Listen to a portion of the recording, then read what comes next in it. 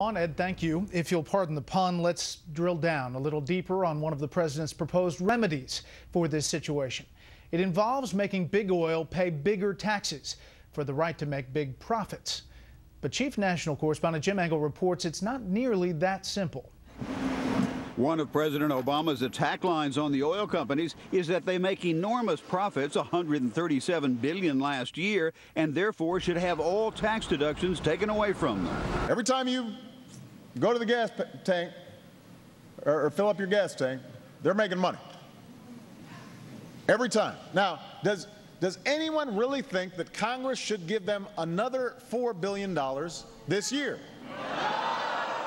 Though tax deductions for oil companies are the same every industry enjoys, the president likes to call them subsidies. The oil and natural gas industry receives no subsidies from the federal government. And I understand the president's once again trying to blame the industry for failed energy policies on his part. Others agree oil company tax deductions are like those given to other companies, though ones the president likes better.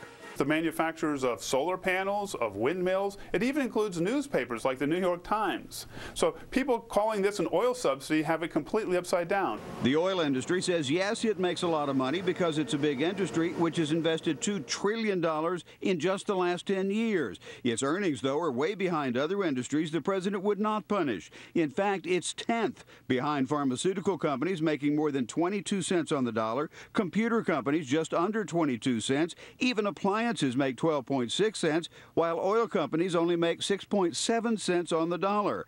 One reason earnings are lower is that they already pay higher taxes than most other companies. The oil and natural gas industry pays an effective tax rate of 41%.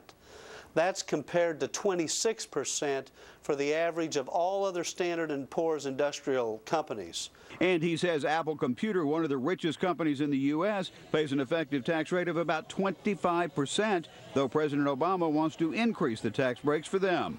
But critics say the oil companies don't deserve any breaks. The last thing the big five oil companies need is another billions of dollars a year annually in tax breaks.